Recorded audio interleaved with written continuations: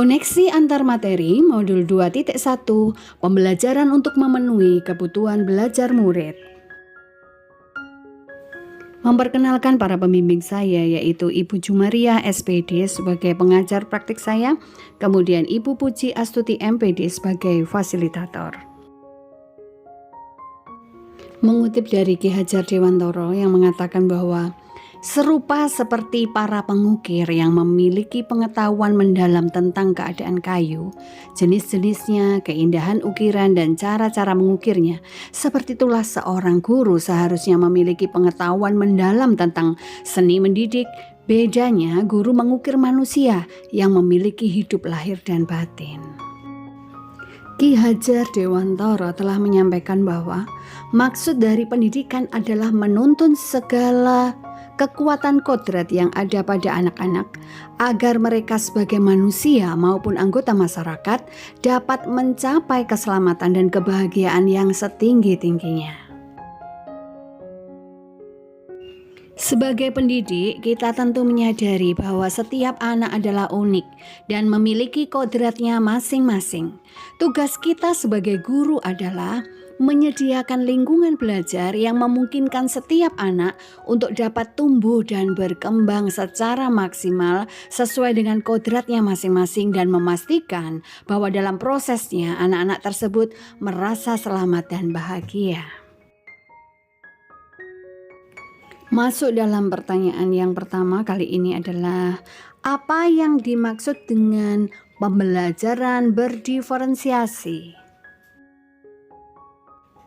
Pembelajaran berdiferensiasi adalah usaha guru untuk menyesuaikan proses pembelajaran di kelas untuk memenuhi kebutuhan belajar individu murid. Menurut Tomlinson, dalam kelas yang mengimplementasikan pembelajaran berdiferensiasi, seorang guru melakukan upaya yang konsisten untuk merespon kebutuhan belajar murid. Pembelajaran berdiferensiasi adalah serangkaian keputusan masuk akal yang dibuat oleh guru yang berorientasi kepada kebutuhan murid. Keputusan-keputusan masuk akal yang dimaksud terkait dengan yang pertama, kurikulum yang memiliki tujuan pembelajaran yang didefinisikan secara jelas.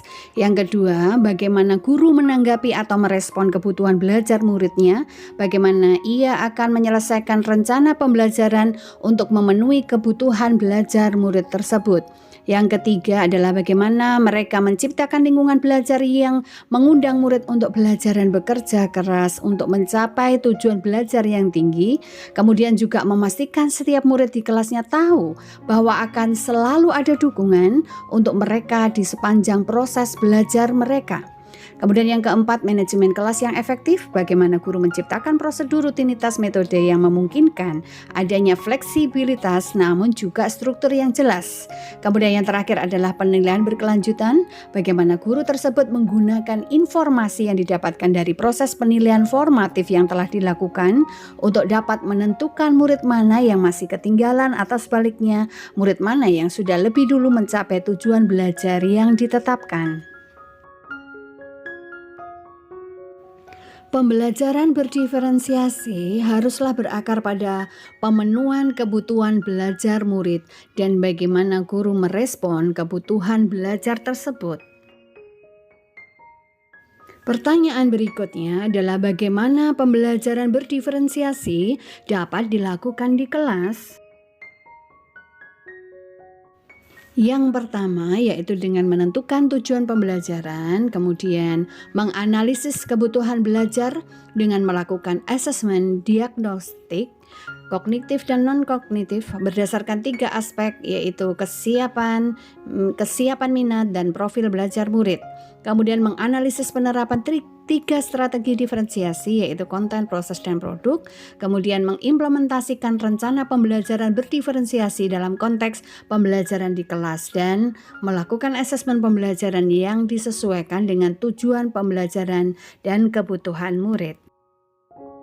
Pertanyaan berikutnya adalah bagaimana pembelajaran berdiferensiasi dapat memenuhi kebutuhan belajar murid dan membantu mencapai hasil belajar yang optimal? Dalam bukunya, Tomlinson menyampaikan bahwa kita dapat mengkategorikan kebutuhan belajar murid paling tidak berdasarkan 3 aspek. Yang pertama, aspek kesiapan belajar murid, kemudian aspek kedua adalah minat murid, dan aspek yang ketiga adalah profil belajar murid.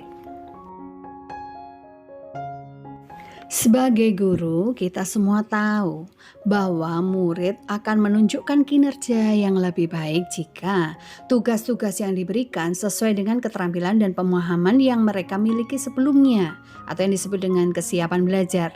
Lalu jika tugas-tugas tersebut memicu keingintahuan atau hasrat dalam diri seorang murid, atau yang disebut sebagai minat, dan jika tugas itu memberikan kesempatan bagi mereka untuk bekerja dengan cara yang mereka sukai, masuk dalam profil belajar murid. Tomlinson mengatakan bahwa tombol-tombol dalam equalizer mewakili beberapa perspektif kontinum yang dapat digunakan untuk menentukan tingkat kesiapan murid. 6 dari beberapa contoh perspektif kontinum dalam tombol-tombol equalizer yang dimaksud di atas adalah bersifat mendasar, bersifat transformatif, konkret atau abstrak, sederhana atau kompleks, tergantung atau mandiri, terstruktur atau terbuka, lambat atau cepat. Adapun tujuan melakukan identifikasi atau pemetaan kebutuhan belajar murid berdasarkan tingkat kesiapan belajar adalah untuk memodifikasi tingkat kesulitan pada bahan pembelajaran sehingga dipastikan murid terpenuhi kebutuhan belajarnya. Berikut ini adalah contoh kegiatan pembelajaran yang disesuaikan dengan kesiapan belajar murid.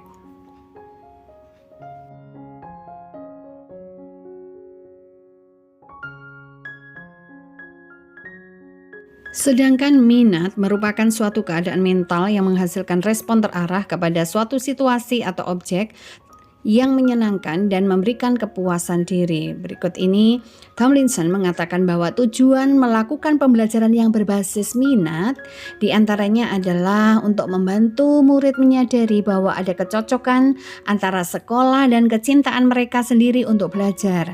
Kemudian mendemonstrasikan keterhubungan antara semua pembelajaran, kemudian menggunakan keterampilan atau ide yang dikenal murid sebagai jembatan untuk mempelajari ide atau keterampilan yang kurang dikenal atau baru bagi mereka dan meningkatkan motivasi murid untuk belajar. Minat sebenarnya dapat kita lihat dalam 2 perspektif. Yang pertama adalah minat situasional dan minat individu. Minat situasional yaitu seorang anak bisa saja tertarik saat seorang guru berbicara tentang topik hewan, meskipun sebenarnya ia tidak menyukai topik tentang hewan. Tapi karena gurunya berbicara dengan cara yang sangat menghibur, menarik, dan menggunakan berbagai alat bantu visual, maka tumbuhlah minat murid. Kemudian yang kedua adalah minat individu. Seorang anak yang memang memiliki minat terhadap hewan, maka ia akan tetap tertarik untuk belajar tentang hewan meskipun mungkin saat itu guru yang mengajar sama sekali tidak membawakannya dengan cara yang menarik atau menghibur. Berikut ini adalah cara untuk menarik minat murid. Yang pertama, menciptakan situasi pembelajaran yang menarik perhatian murid, misalnya dengan humor, dengan menciptakan kejutan-kejutan dan sebagainya. Kemudian yang kedua, menciptakan konteks pembelajaran yang dikaitkan dengan minat individu murid. Kemudian yang ketiga adalah mengkomunikasikan nilai manfaat dari apa yang dipelajari murid. Kemudian yang keempat adalah menciptakan kesempatan-kesempatan belajar di mana murid dapat memecahkan persoalan. Berikut ini adalah pilihan yang mungkin dapat diberikan pada murid. Guru dapat mempertimbangkan area minat dan moda ekspresi yang mungkin digunakan oleh murid-murid. Berikutnya adalah profil belajar murid. Profil belajar murid terkait dengan banyak faktor. Berikut ini adalah beberapa di antaranya. Yang pertama, preferensi terhadap lingkungan belajar. Contohnya, mungkin ada anak yang tidak dapat belajar di ruangan yang terlalu dingin, terlalu bising, terlalu terang, dan sebagainya. Kemudian yang kedua adalah pengaruh budaya. Santai, terstruktur, pendiam, ekspresif, personal atau impersonal.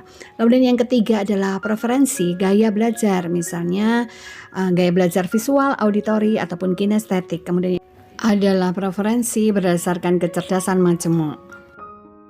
Berikut ini adalah contoh mengidentifikasi atau memetakan kebutuhan belajar berdasarkan profil belajar murid, yaitu menggunakan banyak gambar atau alat bantu visual saat menjelaskan.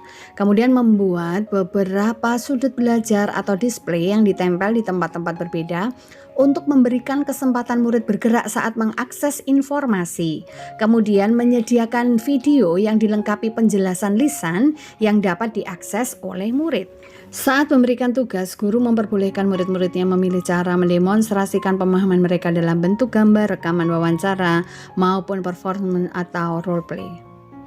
Berikut ini adalah contoh cara mengidentifikasi kebutuhan belajar murid, yaitu bisa dengan mengamati perilaku murid-murid, mencari tahu pengetahuan awal yang dimiliki oleh murid, kemudian melakukan penilaian untuk menentukan pengetahuan, keterampilan, dan sikap mereka saat ini, kemudian mendiskusikan kebutuhan murid dengan orang tua atau wali murid, mengamati murid ketika mereka sedang menyelesaikan suatu tugas atau aktivitas, bertanya atau mendiskusikan permasalahan dengan murid, kemudian berbicara dengan guru murid sebelumnya, membaca rapor murid dari kelas sebelumnya, membandingkan tujuan pembelajaran yang ingin dicapai, menggunakan berbagai penilaian diagnostik, mereview dan melakukan refleksi terhadap praktik pengajaran mereka sendiri, kemudian melakukan survei untuk mengetahui kebutuhan belajar murid. Pertanyaan berikutnya adalah bagaimana pembelajaran berdiferensiasi dapat memenuhi kebutuhan belajar murid dan membantu mencapai hasil belajar yang optimal.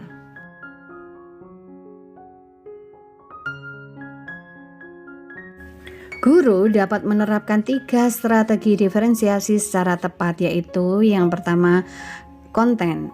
Guru perlu menyesuaikan materi konten pembelajaran dengan kebutuhan belajar murid yang beragam, mempertimbangkan dari pemetaan kebutuhan, minat, dan profil belajar murid. Kemudian yang kedua adalah proses. Guru perlu memvariasikan proses belajar agar beragam. Kemudian yang ketiga adalah produk, yaitu guru perlu memodifikasi tagihan produk yang akan dihasilkan murid.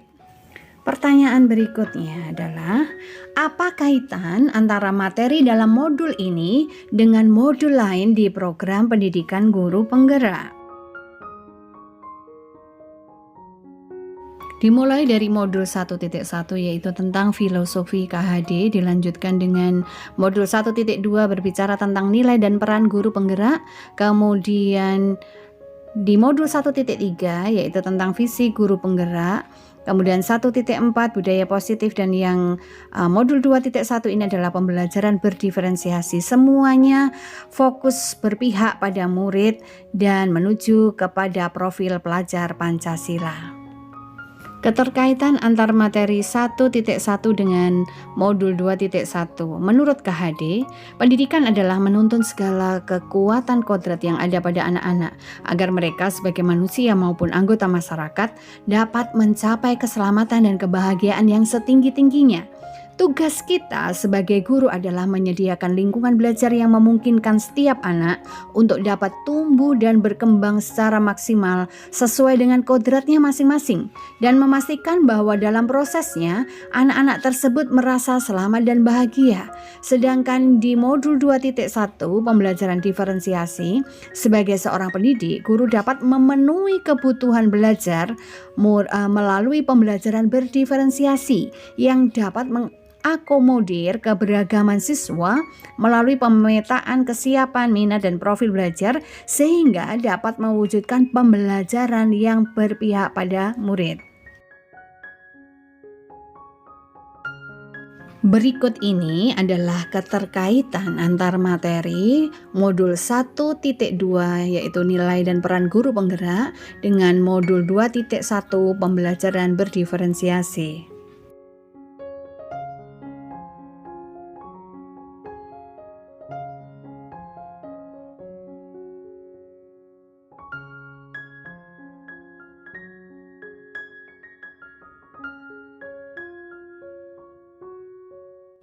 Sedangkan berikut ini adalah keterkaitan antar materi modul 1.3 tentang visi guru penggerak dengan modul 2.1 pembelajaran berdiferensiasi.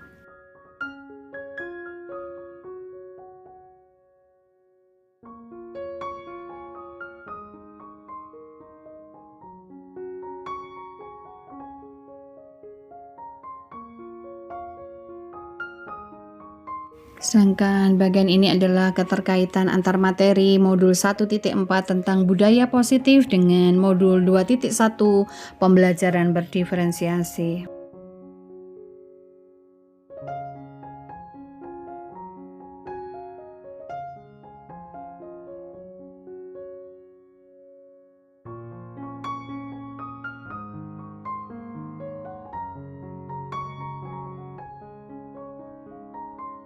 Kesimpulannya adalah pembelajaran berdiferensiasi sangat erat kaitannya dengan proses pembelajaran yang berpihak pada murid sesuai dengan filosofi KHD. Nilai-nilai yang melekat pada guru yaitu mandiri, reflektif, inovatif, kolaboratif, dan berpihak pada murid merupakan komponen-komponen utama dalam mewujudkan pembelajaran berdiferensiasi. Murid sebagai subjek pembelajar yang beragam harus terlayani dengan baik melalui visi misi yang baik pula. Pembelajaran berdiferensiasi merupakan bagian dari budaya positif. Sedangkan kaitan dengan standar nasional pendidikan adalah kemampuan guru untuk memahami tujuan pembelajaran dengan baik akan menjadi salah satu kunci bagi suksesnya implementasi pembelajaran berdiferensiasi. Untuk dapat memahami tujuan pembelajaran, guru perlu mengetahui apa sebenarnya kompetensi yang diharapkan, baik dalam ranah pengetahuan, keterampilan maupun sikap yang harus dapat dicapai oleh murid dalam suatu mata pelajaran di jenjang dan waktu tertentu.